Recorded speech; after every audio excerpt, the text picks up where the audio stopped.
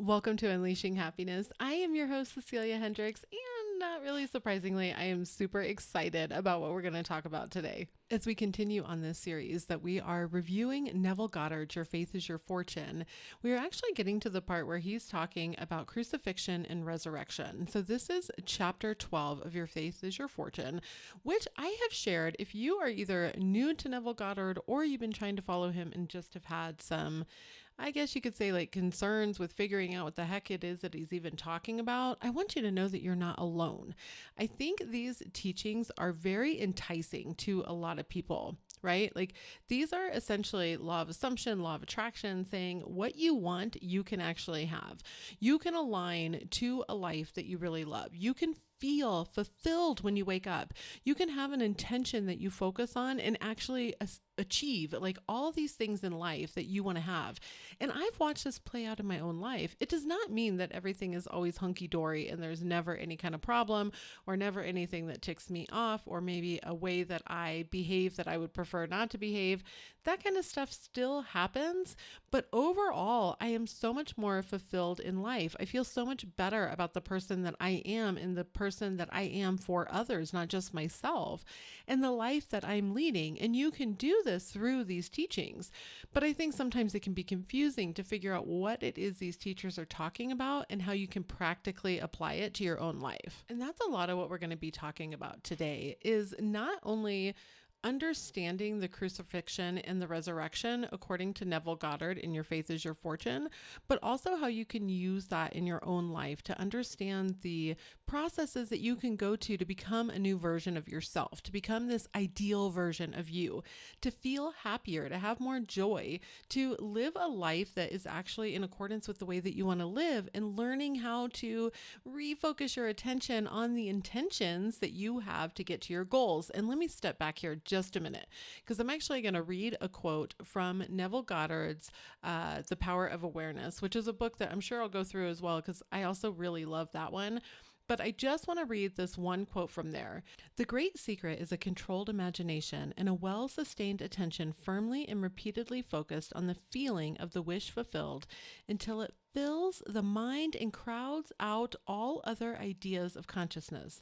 You are free to choose the concept you will accept of yourself. So now I'm going to take 2 steps back and I'm going to talk about this feeling of the wish fulfilled.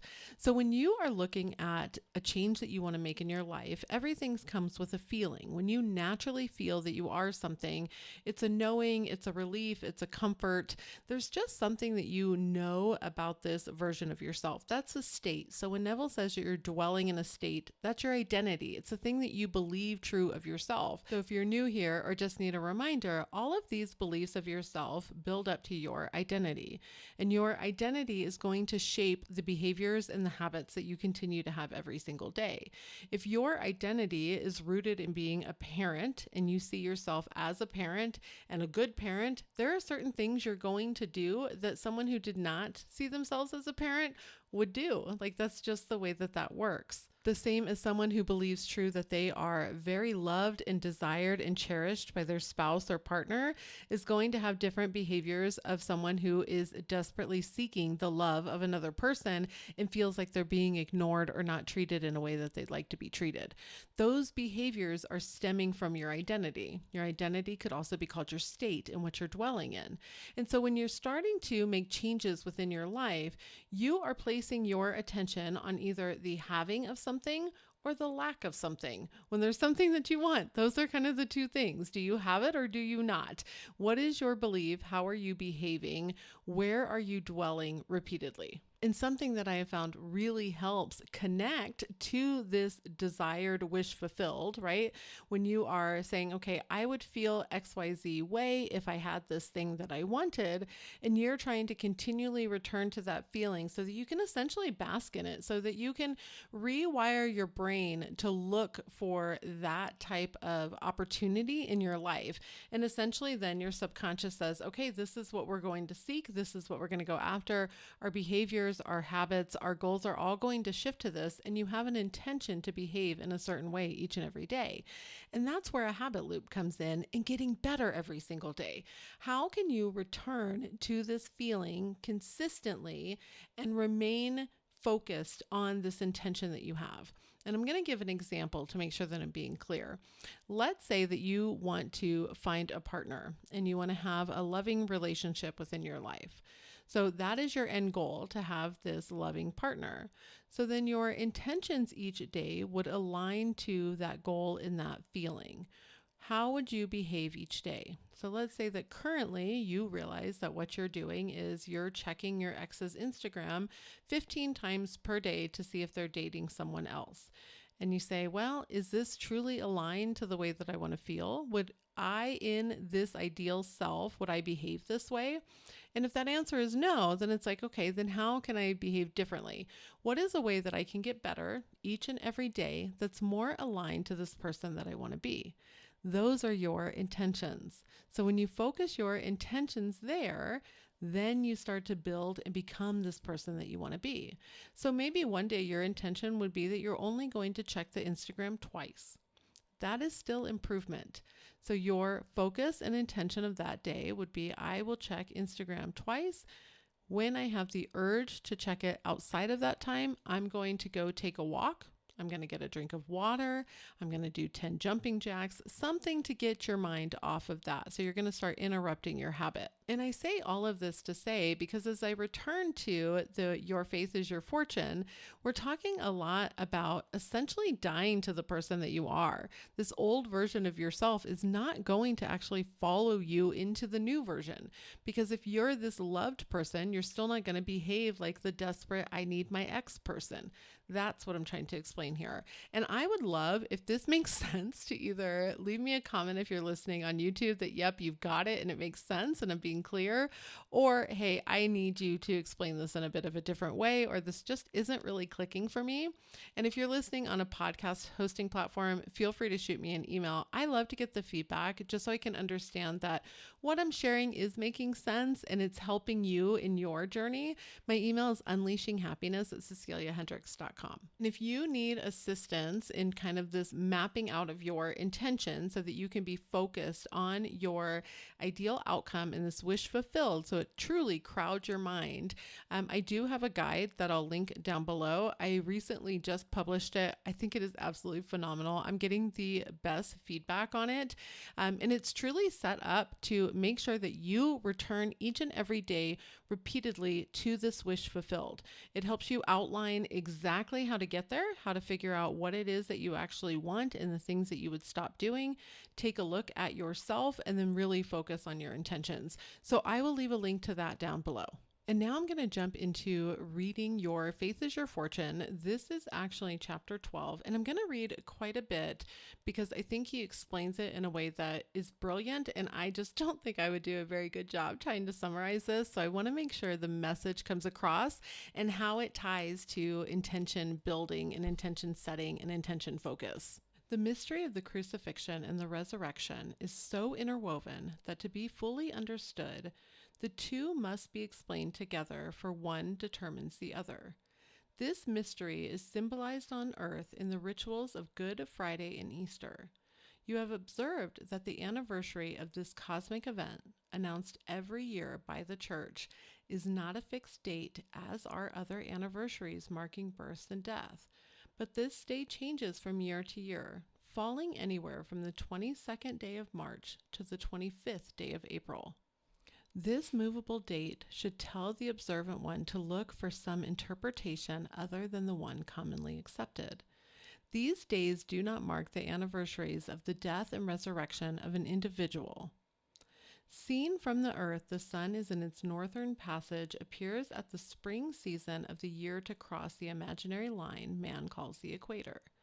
So it is said by the mystic to be crucified or crucified that man might live. It is significant that soon after this event takes place, all nature begins to arise or resurrect itself from its long winter sleep. Therefore, it may be concluded that this disturbance of nature at this season of the year is due directly to this crossing. Thus, it is believed that the sun must shed its blood on the Passover. If these days mark the death and resurrection of a man, they would be fixed so that they would fall on the same date every year as all other historical events are fixed. But obviously, this is not the case. These dates were not intended to mark the anniversaries of the death and resurrection of Jesus, the man. The scriptures are psychological dramas and will reveal their meaning only as they are interpreted psychologically.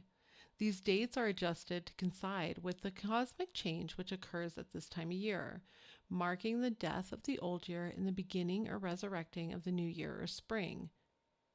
It is recorded that he gave his life so you might live. I am come to you might have life, and that you might have it more abundantly. Consciousness slays itself by detaching itself from what it is conscious of being so that it may live to that which it desires to be. The being who is crucified is your awareness of being. The cross is your conception of yourself. The resurrection is lifting this conception of yourself. The thing to be resurrected in your case is that which you desire to be. So it's very interesting here that Neville is saying that these dates are changing because it has symbolic meaning. It is teaching you that you are actually dying to the person that you are now, and you're rising to your new level of consciousness. You're becoming your ideal self by shedding who you were before and by dying to this person. So he continues to say that the day you cease to be conscious of being that which you are now, conscious of being, that day your child or expression shall die and return to the bosom of his father, the faceless, formless awareness. So he's saying that as soon as you die to that old conception to yourself, it returns to the I am, which we talked about in the first episode of this series, which is Demystifying the Law of Assumption. And so if you haven't listened to that one, I'll link it down below. It should probably help a little bit of this about how God is your completely unconditioned awareness, just the I am of who you are. And so, of course, because my goal on this podcast is to take these teachings and tie it practically into ways that I feel make sense and also help you action this in your own life, I want you to think of something like even years ago that maybe you believed true of yourself and has changed over the years. That conception of yourself has died. You don't see yourself as that person anymore. I use my example as a smoker all the time, which it grosses me out every time I have to do it because I cannot believe that I was ever a smoker. That's how far my identity is shifted from that person. I also was a bit of a party animal. I was out drinking all the time. I smoked. It's not who I am whatsoever. I was still very many parts that I am now, right? Like empathetic, fun-loving, funny, witty. I was a great friend, a good listener. I believe all those things still true of myself then and true of myself now. So it's not like you can't keep some parts of you. We have multiple parts and some shed and some don't. But the fact that I was a smoker just blows my mind because I could not even imagine doing it now. It actually grosses me out. And so I, though, look back on myself and I'm like, that conception of me has died. I can't even imagine myself in that form of myself. I am so drastically different now. And so that's how a part of you can die. You die to this conception of yourself. And then I lifted myself up into the version that I am now, who likes to really take care of my body and to make sure that I'm doing things that I feel are good for myself and are going to allow me to live a life that just feels good. And being a smoker didn't feel good, right? I don't want to do that. And so those are the ways that you can connect this into your own self. And you can do this consciously. Some choices you're going to make consciously that you're going to change, and some are going to be a subconscious shift that you may not notice until you shine a spotlight on them. And that's why using this intention and paying attention to the intentions that you're having each and every day can help you so drastically figure out the person that you are and how it feels to step into that life. And that's truly what opens up the doors for you to become this person that you want to be. You are slowly shifting your consciousness and your effort and your focus and attention onto this new version of yourself. So I certainly hope that you found that helpful. Again, if you did not, shoot me an email, unleashinghappiness@ceciliahendricks.com. Or if you're listening on YouTube, leave a comment down below. I will definitely be back next week. I will also leave a link for this chapter. So there is a lot more detail that he goes into And I think that once you kind of start to read it a couple times and maybe even listen to it, the link I'll leave does allow for audio as well, that it really starts to help you understand a little bit more of what he's talking about and how you can equate it to your own life. Just listen to it or read it with a very open mind and just kind of consider seeing yourself in that. And hopefully this podcast episode helped you with that as well. And then before I go, I have two announcements. One is that if you have gotten any benefit out of this podcast, I would greatly appreciate it if you left a rating or a review on whatever platform you listen. It definitely helps me out, and it just shows the algorithm that you definitely want to see it, that you like it. It's very helpful, and I would really appreciate it. It is the world's greatest compliment when you take time out to do something like that. So I really appreciate it. And then the second is to announce that my membership is officially kicking off on August 1st. So I am super excited. I'm going to be talking about this a lot more, but essentially what I'm doing is tying together the things that we're talking about here with very actionable steps in the membership, and then also having blog posts that kind of allow you to go along your journey. We'll talk about how to figure out what it is that you want, how to align your intentions, how to feel more abundant, how to get the love in your life that you feel like you're missing out on, or, if there's relationships that you want to improve. Every month is going to build on the next month. So I'll be publishing probably by the end of this week on my website, ceciliahendricks.com, a blog post that talks about the next upcoming at least 6 months of content that you can expect within that membership. Each member does get access to any of the courses that I launch, and then I'll be having a weekly group coaching session that you can submit questions for. And I am just so excited. This community is going to be absolutely amazing. I cannot wait to start hearing about how your life is changing by following these steps and by understanding these principles just a little bit better. That's all it takes, just a little bit better, 1% better, and you can totally change your life. It's freaking amazing. So if you have any questions about the membership, definitely feel free to email me. Again, Cecilia Hendricks, I'm messing that up. Again, unleashinghappiness@ceciliahendricks.com. I am happy to answer any questions that you have, and I hope that you have a beautiful, beautiful week.